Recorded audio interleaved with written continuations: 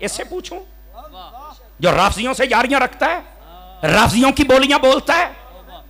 اب دیکھو چاند دن پہلے غفران محمود سیالوی صاحب نے تقریر کی ہے اور وہ بتا رہے تھے بہار شریعت میں سے کہ نبی پاک علیہ السلام کے جو صحابہ ہیں نا, توجہ ہے کہ کوئی نہیں ہے, ان کے بارے میں نازیبہ جملہ نہیں بولنا. اور وہ بتا رہے تھے کہ یہ جو عمرو بن سعد اور یزید اور ابن زیاد اور شمر اور دیگر جتنے بے غیرت ہیں, ان کو کوئی سنی نہ اچھا سمجھتا ہے نہ ہی ان کی طرفداری کرتا ہے, بلکہ جو کرے ہم اس کو بھی بے غیرت سمجھتے ہیں.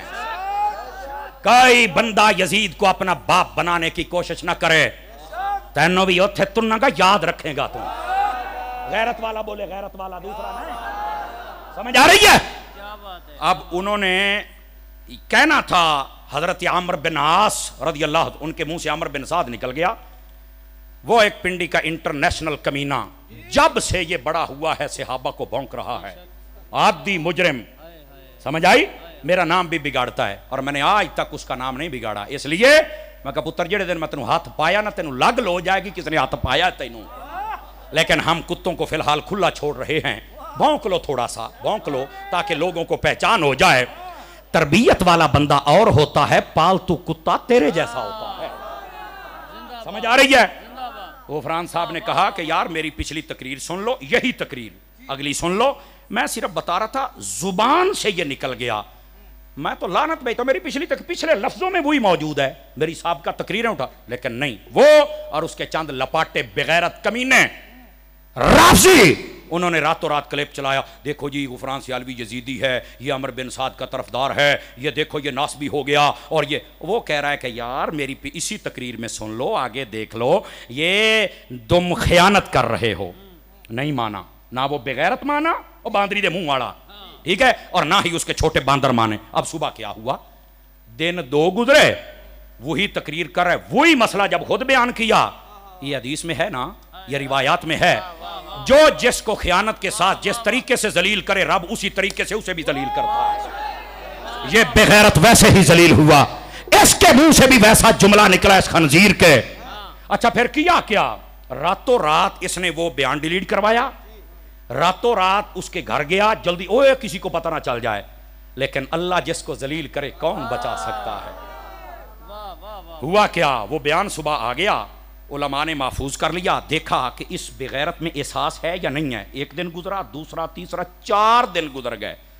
غفران سیالوی صاحب نے پھر کلپ بنایا, وہ چلا کر, اور رافضی گنڈے تو یہ کہتا تھا کہ ہم رافضی ہیں یا ہم ناسبی ہیں یا ہم خارجی ہیں. اب وہی عمرو بن عاص جو نبی کا صحابی ہے, جس کے بارے میں فتاوی رضویہ میں اعلیٰ حضرت لکھا ان کی دشمنی نہ کرے گا مگر رافضی ہی دشمنی کرے گا.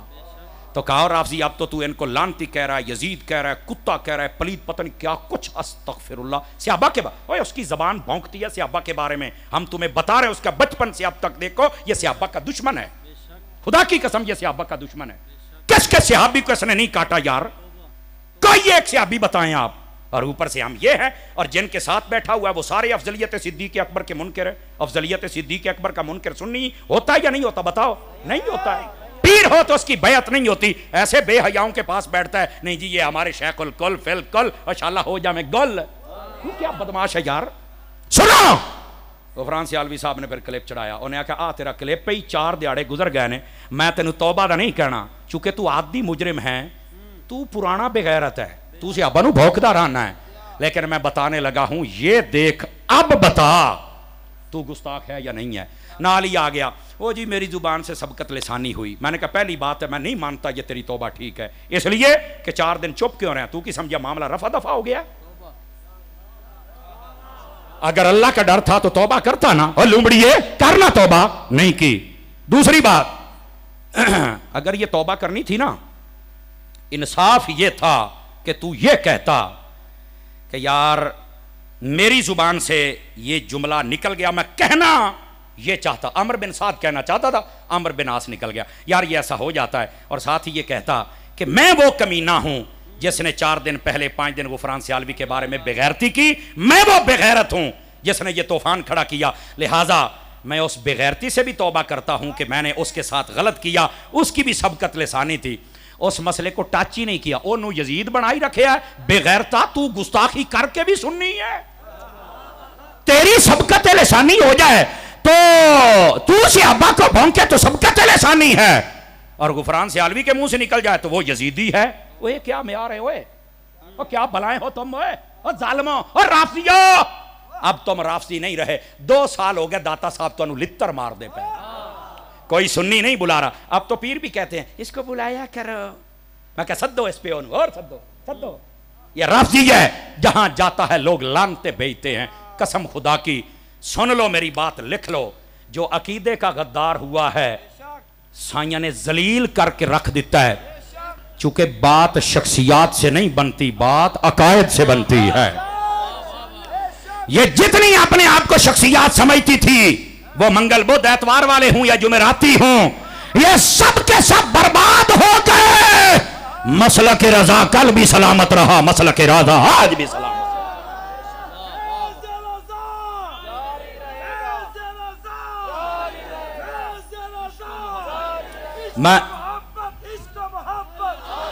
میں نے کہا یہ کمینگی نہیں چلے گی۔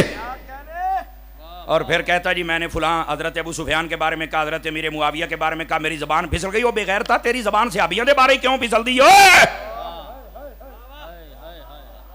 میرا حق بنتا ہے میں سوال کروں، اور غیرت مند بندہ جواب دے۔ جس میں غیرت نہیں ہے وہ ساڑی تقریر ویسے بھی نہیں سن سکتا۔ ہم غیرت والوں کے خطیب ہیں، چونکہ امام محمد رضا کی غیرت ہے نا ہمارے پاس ہے۔ اب سمجھ آئیے آپ حضرات کو؟ گرامی قدر حضرات، یہ ہیں ان لوگوں کی اوقات و حیثیت، یہ بتانا ضروری تھا آپ حضرات کو۔ اب اس کو چاہیے نا تو پہلے معافی مانگے غفران سیالوی سے کہ میں نے تیرے ساتھ زیادتی کی، میں نے تیری بات نہیں سنی، اور تو راتوں رات وضاحت کی تھی میں تیری نہیں مننی، تو رب نے مینوں ویکھ کیویں ذلیل کیتا ہے۔ پر کیویں مننے گا؟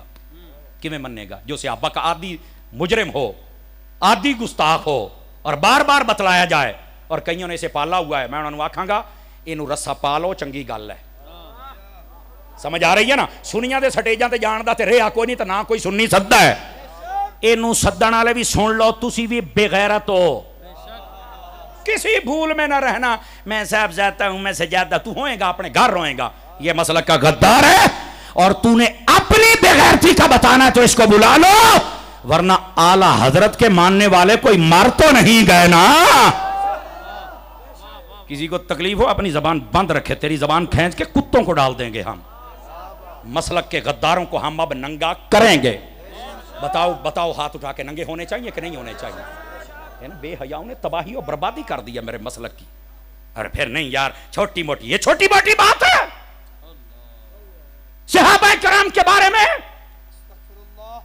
بند کرو اپنی زبانیں، اہل سنت سے کھیلنا بند کرو۔ کبھی دعوت اسلامی پہ بک بک، کبھی الیاس قادری صاحب پہ بک بک، ہم نے بڑی سن لی ہے۔ آج کے بعد بوتھی مت کھولنا، ایک سٹ نہیں تو ساڑی پچانی۔ آپ پکے سنی بنیں گے؟ آپ پکے سنی بنیں گے؟ ہاتھ کھڑے کر کے بتائیں، پکے اعلیٰ حضرت کے ملنگ بنیں گے؟ یہ جو خاندان ازہر نے آپ کو غیرت اعلیٰ حضرت دی ہے، اس کو بچائے رکھیں گے؟ جس دن تم پکے رضوی بن گئے تمہارا مسئلہ حل ہو جائے گا۔ اللہ کریم اپنے محبوب پاک کا صدقہ ہمیں ختم نبوت کا پکا سپاہی بنائے، آمین بجاہ حبیب کل کریم صلی اللہ علیہ وسلم۔ چٹاں تے آپاں تقریراں کدی نہیں ونجائیاں، اگے ایک چٹ پڑی آئی تے فیصلہ آباد کتا پیر مینوں پے گیا سی، پتہ ہی نا۔ وہ بعد وچ مینوں کہندا جی مینوں معافی دے دیو، میں تواڈے در دا کتا۔ میں کہا جی لے تو مینوں پے گیا سی، مینوں اس لیے پتہ ہے تو کتا ہے۔ ہاں ہن معافیاں منگدا ودا۔ میں کہا چل ایسے غداروں کو دوبارہ سٹیجوں پہ ہم کیوں جگہ دیں بھائی؟ اس واسطے پرچی یہ تم بہت بڑی غلطی کرتے ہو۔ پرچی جڑی 1.25 گھنٹے دی تقریر ہوئی، یہ مٹھی تقریر ہے؟ جننے بیٹھے ہو اللہ دا فضل رہا تے تساں سنیاں تو اگے پیچھے نہیں جاندے۔ کی سلام کے لیے